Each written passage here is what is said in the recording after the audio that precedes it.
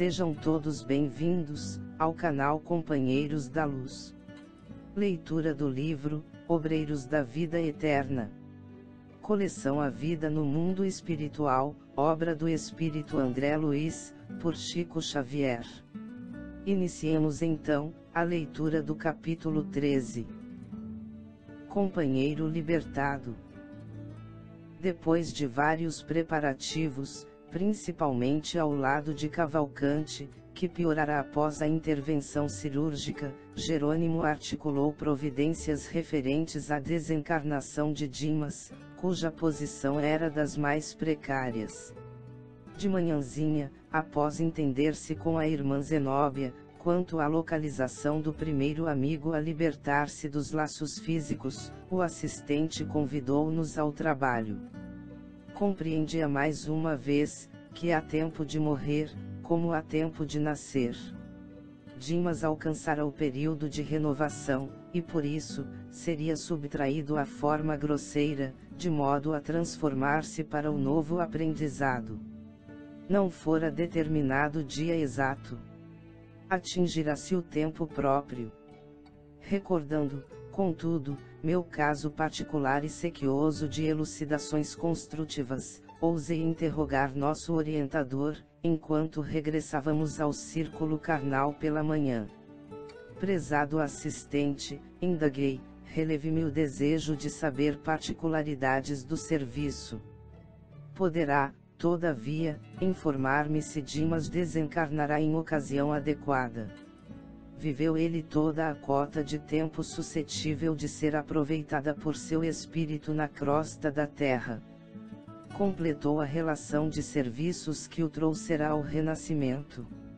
Não, respondeu o interpelado com firmeza, não chegou a aproveitar todo o tempo prefixado. Considerei levianamente, terá sido como fui, suicida inconsciente.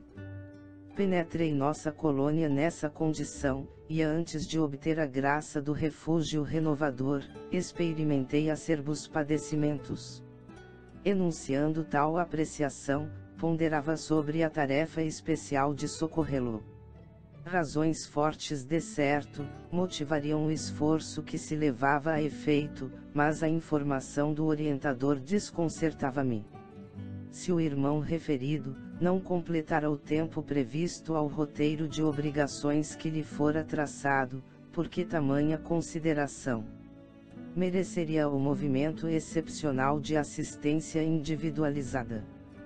Que motivo impeliria a esfera superior a prestar-lhe tanta atenção?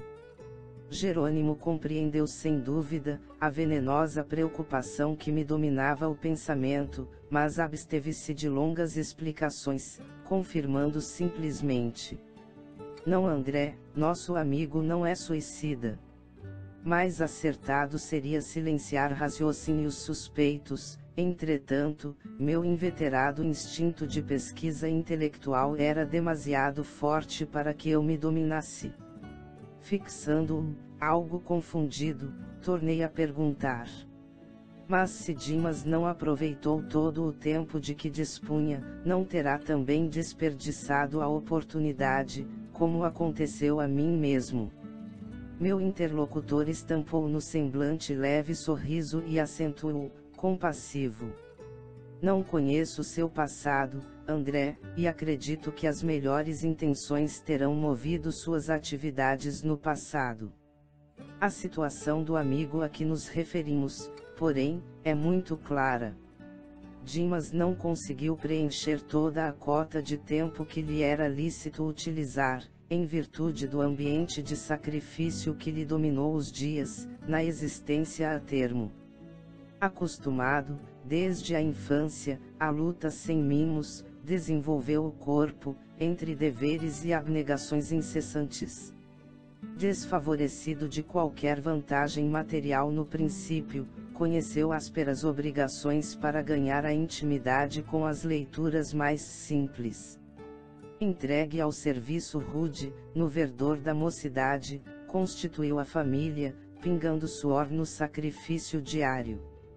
Passou a vida em submissão a regulamentos, conquistando a subsistência com enorme despesa de energia. Mesmo assim, encontrou recursos para dedicar-se aos que gemem e sofrem, nos planos mais baixos que o dele.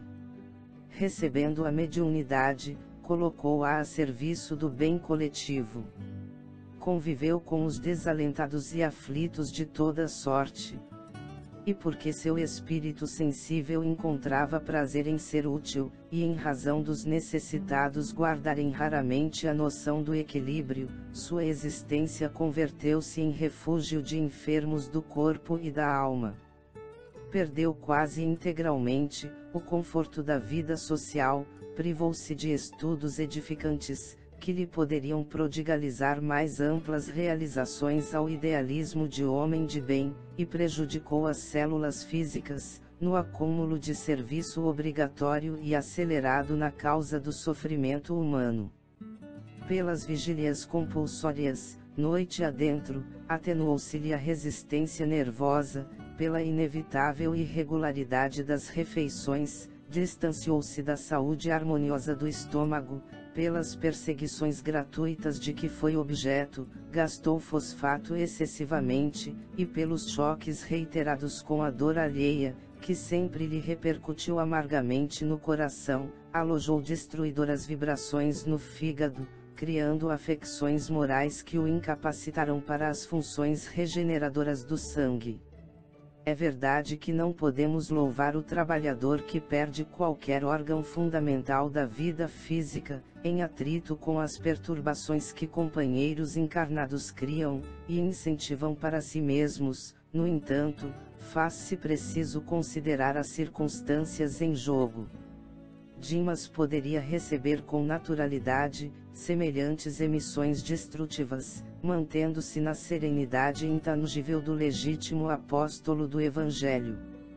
Todavia, não se organiza de um dia para outro o anteparo psíquico contra o bombardeio dos raios perturbadores da mente alheia, como não é fácil improvisar cais seguro ante o oceano em ressaca. Cercado de exigências sentimentais, subalimentado, mal dormido, teve as reiteradas congestões hepáticas convertidas na cirrose hipertrófica, portadora da desintegração do corpo. Interrompeu-se o orientador, e como me sentisse fundamente envergonhado pelo paralelo que inadvertidamente estabelecera, Jerônimo acentuou. Segundo observamos, há existências que perdem pela extensão, ganhando porém, pela intensidade. A visão imperfeita dos homens encarnados, reclama o exame acurado dos efeitos, mas a visão divina, jamais despreza minuciosas investigações sobre as causas. Calei-me, humilhado. O hábito de analisar pessoas e ocorrências, unilateralmente, mais uma vez me impunha proveitosa decepção. Naturalmente, o assistente conhecia minha antiga posição, estaria informado de meus desvios anteriores, mas dignava-se evitar-me desapontamento mais fundo com referências comparativas. Assomaram-me recordações do passado, mais nítidas e esclarecedoras. Inegavelmente, conduzir a minha última experiência como melhor me pareceu. Tomava refeições calmas e substanciosas, a horas certas, dera-me a estudos prediletos, dispunha de meu tempo com rigorosa independência nas decisões, cerrava a porta aos clientes antipáticos, quando me faltava disposição para suportá-los, nunca molestara o fígado por sofrimentos alheios, porque era ele pequeno para conter as vibrações destruidoras de minhas próprias irritações, ao sentir-me contrariado nos pontos de vista pessoais, e sobretudo, aniquilara o aparelho gastrointestinal pelo excesso de comestíveis e bebedices, aliados à sífilis a que eu mesmo dera guarida, levianamente. Havia, portanto, muita diversidade entre o caso Dimas e o meu. O dedicado servidor do bem, empregará as possibilidades que o céu lhe confiará em benefício de outrem. Quanto a mim, centralizado em mim mesmo, gozara essas possibilidades até ao clímax, perdendo-me pela abusiva saciedade. Jerônimo era, porém, suficientemente bom para não comentar realidades tão duras. Reafirmando a generosidade espontânea que o caracterizava, desarticulou minhas impressões desagradáveis, tangendo assuntos novos. Em breve, chegávamos à residência do enfermo, cujo estado era gravíssimo. Alguns amigos desencarnados velavam, atentos. Iluminada entidade que evidenciava grande interesse pelo agonizante, acercou-se do assistente, indagando se o decesso fora marcado para aquele dia. Sim, esclareceu o interpelado, a resistência orgânica terminou. Estamos autorizados a aliviá-lo. O que faremos hoje, alijando-lhe o fardo pesado de matéria densa? A interlocutora consultou-o, ainda, sobre a oportunidade de reunir ali alguns beneficiados da missão cumprida pelo moribundo, que lhe desejavam testemunhar carinhoso apreço, no derradeiro dia carnal. Minha amiga compreende as dificuldades inerentes ao assunto, respondeu o nosso dirigente com gentileza. Se Dimas estivesse plenamente senhor das emoções, não surgiria inconveniente algum. Entretanto, ele permanece agora sob agitações psíquicas muito fortes. Conhece o fim próximo do aparelho carnal, mas não pode esquivar-se, de súbito, às algemas domésticas. Teme o futuro dos seus, conserva-se em total descontrole dos nervos e enlaça-se nas emissões de inquietude da esposa e dos filhos. Cremos ser inoportuna essa visita compacta, no decorrer das atividades da desencarnação, mesmo em se tratando dos melhores amigos do doente, para que se lhe não agrave o descontrole mental. Dimas poderá, não obstante, ser amparado pelo afeto dos que por ele têm afeição, logo se desfaça do corpo grosseiro. Além disso, sugiro que a manifestação de carinho, merecida e justa, lhe seja prestada por quantos o estimam, no dia em que nos deslocarmos da casa transitória de Fabiano para as regiões mais altas. Nosso irmão e cooperador descansará, ali, sob atencioso cuidado, junto de outros amigos em condições análogas. Não faltaremos com o aviso prévio sobre sua partida, para que se congreguem conosco os seus afeiçoados, na prece de reconhecimento que elevaremos ao Todo-Poderoso. A consulente manifestou sincera satisfação e acentuou: bem lembrado. Esperaremos a comunicação no instante oportuno.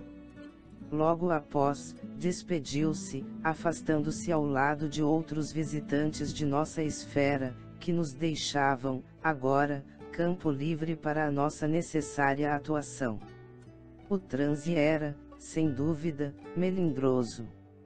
A esposa do médium, ao pé dele, não obstante prolongadas vigílias e sacrifícios estafantes, que a expressão fisionômica denunciava, mantinha-se firme a seu lado, olhos vermelhos de chorar, emitindo forças de retenção amorosa, que prendiam o moribundo em vasto emaranhado de fios cinzentos, dando-nos a impressão de peixe encarcerado em rede caprichosa. Jerônimo apontou a bondoso, e explicou: nossa pobre amiga é o primeiro empecilho a remover.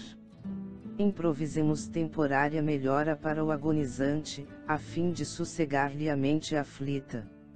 Somente depois de semelhante medida conseguiremos retirá-lo, sem maior impedimento.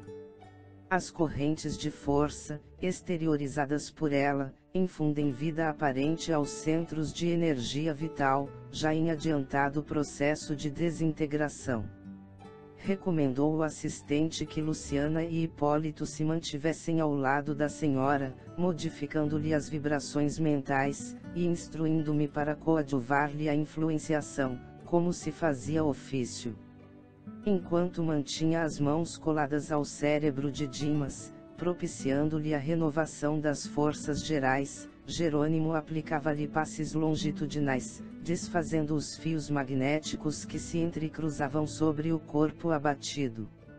Reparei que o moribundo se encontrava já em dolorosas condições. Plenamente desorganizado, o fígado começava definitivamente a paralisar suas funções. O estômago, o pâncreas e o duodeno apresentavam anomalias estranhas. Os rins pareciam praticamente mortos.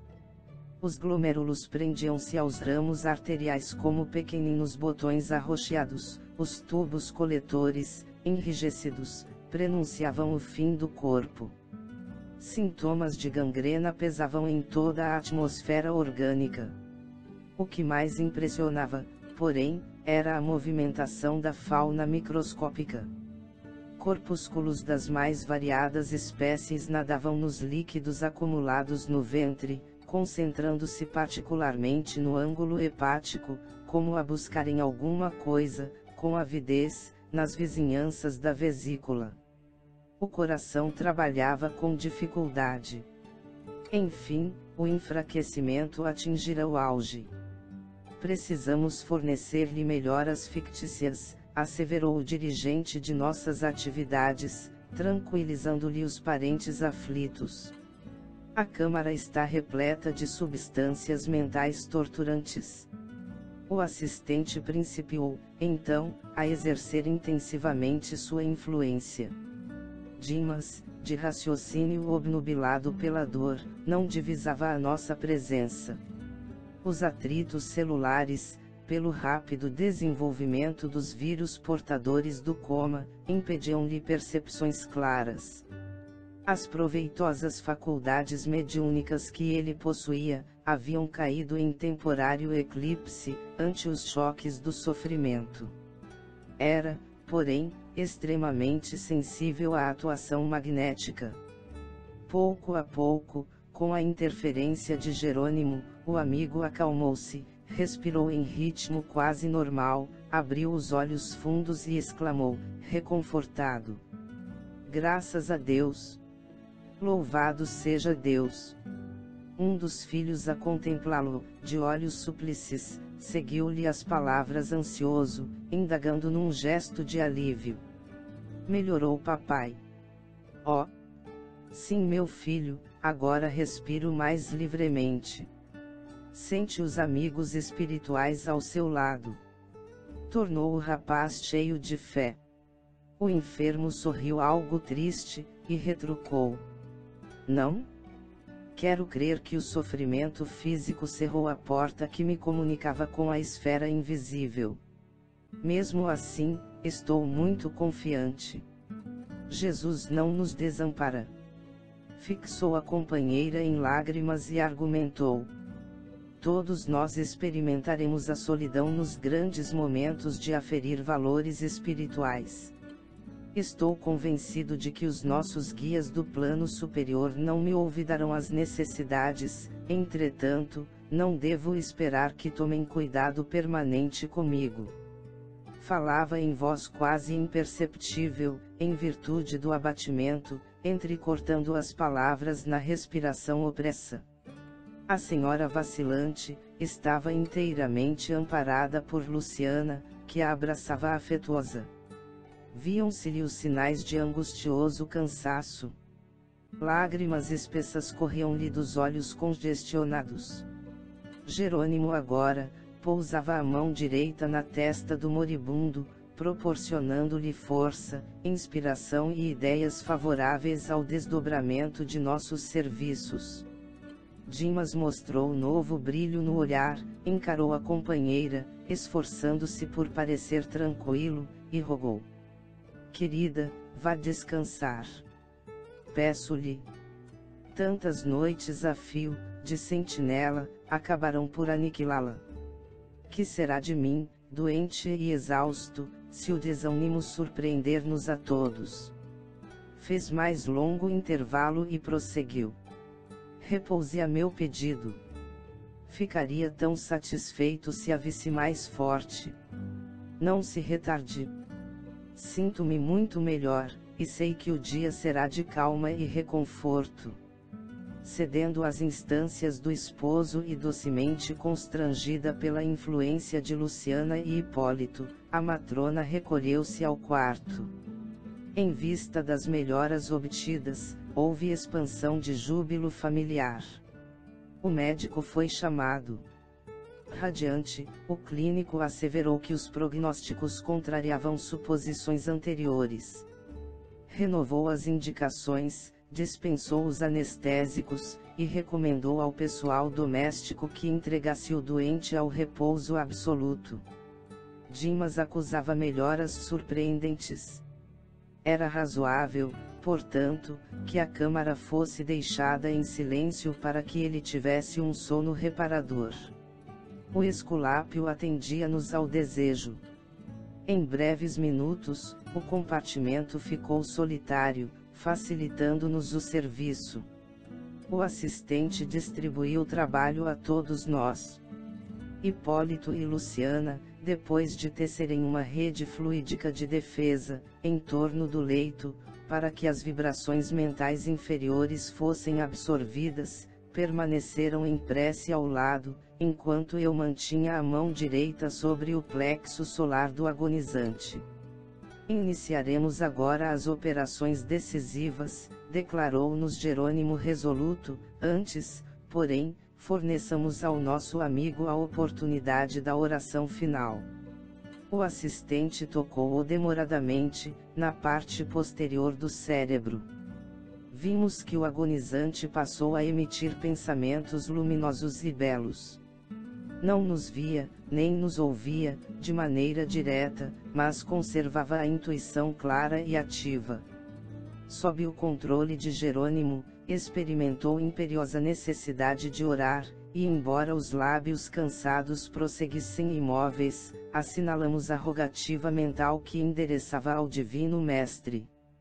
Meu Senhor Jesus Cristo, creio que atingi o fim de meu corpo, do corpo que me deste, por algum tempo, como dádiva preciosa e bendita.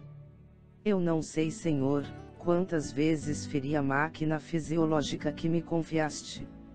Inconscientemente, quebrei-lhe as peças com o meu descaso, menosprezando patrimônios sagrados, cujo valor estou reconhecendo em mais de 12 meses de sofrimento carnal incessante. Não te posso implorar a bênção da morte pacífica, porque nada fiz de bom ou de útil por merecê-la. Mas se é possível, amado médico, socorre-me com o teu compassivo e desvelado amor. Curaste paralíticos, cegos e leprosos. Por que te não compadecerás de mim, miserável peregrino da terra? Seus olhos deixaram escapar lágrimas abundantes. Após breves minutos, observamos que o agonizante recordava a meninice distante. Na tela miraculosa da memória, revia o colo materno e sentia sede do carinho de mãe. Oh! Se pudesse contar com o socorro da abençoada velhinha que a morte arrebatará há tantos anos. Refletia. Premido pelas doces reminiscências, modificou o quadro da súplica, lembrou a cena da crucificação de Jesus, insistiu mentalmente por vislumbrar o vulto sublime de Maria, e sentindo-se de joelhos diante dela, implorou: Mãe dos céus, Mãe das mães humanas, refúgio dos órfãos da terra, sou agora também, o menino frágil com fome do afeto maternal nesta hora suprema. Ó Senhora Divina, Mãe de meu Mestre e de meu Senhor, digna-te abençoar-me. Lembra que teu Filho Divino pôde ver-te no derradeiro instante e intercede por mim, mísero servo, para que eu tenha minha Santa Mãe ao meu lado no minuto de partir. Socorre-me. Não me abandones, anjo tutelar da humanidade, bendita entre as mulheres. Ó providência maravilhosa do céu! Converterá-se o coração do moribundo em foco radioso e a porta de acesso deu entrada à venerável anciã, coroada de luz semelhando neve luminosa. Ela se aproximou de Jerônimo e informou, após desejar-nos a paz divina: Sou a mãe dele. O assistente comentou a urgência da tarefa que nos aguardava e confiou-lhe o depósito querido. Em breves instantes, tínhamos perante os olhos inolvidável quadro afetivo. Sentara-se a velhinha no leito, depondo a cabeça do moribundo no colo acolhedor, afagando-a com as mãos cariciosas. Em virtude do reforço valioso no setor da colaboração, Hipólito e Luciana, atendendo ao nosso dirigente, foram velar pelo sono da esposa, para que as suas emissões mentais não nos alterassem o esforço. No recinto, permanecemos os três apenas. Dimas, experimentando indefinível bem-estar no colo materno, parecia esquecer agora todas as mágoas, sentindo-se amparado como criança semi-inconsciente, quase feliz. Ordenou Jerônimo que me conservasse vigilante, de mãos coladas à testa do enfermo, passando logo após, ao serviço complexo e silencioso de magnetização. Em primeiro lugar, insensibilizou inteiramente o vago, para facilitar o desligamento nas vísceras. A seguir, utilizando passes longitudinais, isolou todo o sistema nervoso simpático, neutralizando mais tarde, as fibras inibidoras no cérebro. Descansando alguns segundos, asseverou: não convém que Dimas fale agora, aos parentes. Formularia talvez, solicitações descabidas. Indicou o desencarnante e comentou, sorrindo. E porque eu indagasse tímido, por onde iríamos começar, explicou-me o orientador. Segundo você sabe, há 3 regiões orgânicas fundamentais que demandam extremo cuidado nos serviços de liberação da alma: o centro vegetativo, ligado ao ventre, como sede das manifestações fisiológicas, o centro emocional, zona dos sentimentos e desejos, sediado no tórax, e o centro mental, mais importante por excelência, situado no cérebro. Minha curiosidade intelectual era enorme. Entendendo, porém, que a hora não comportava longos esclarecimentos, abstive-me de indagações. Jerônimo, todavia, gentil como sempre, percebeu-me o propósito de pesquisa e acrescentou: no outro tempo, André, os antigos acreditavam que entidades mitológicas cortavam os fios da vida humana. Nós somos parcas autênticas, efetuando semelhante operação. No outro ensejo, André, você estudará o problema transcendente das várias zonas vitais da individualidade. Aconselhando-me cautela na ministração de energias magnéticas à mente do moribundo, começou a operar sobre o plexo solar, desatando laços que localizavam forças físicas. Com espanto, notei que certa porção de substância leitosa extravasava do umbigo, pairando em torno. Esticaram-se os membros inferiores, com sintomas de esfriamento. Dimas gemeu, em voz alta, semi-inconsciente. Acorreram amigos, assustados. Sacos de água quente foram-lhe apostos nos pés.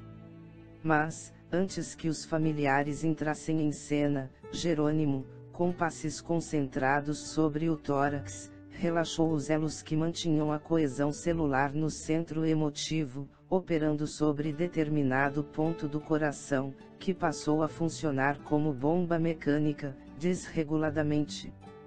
Nova cota de substância desprendia-se do corpo, do epigastro à garganta, mas reparei que todos os músculos trabalhavam fortemente contra a partida da alma, opondo-se à libertação das forças motrizes, em esforço desesperado, ocasionando angustiosa aflição ao paciente.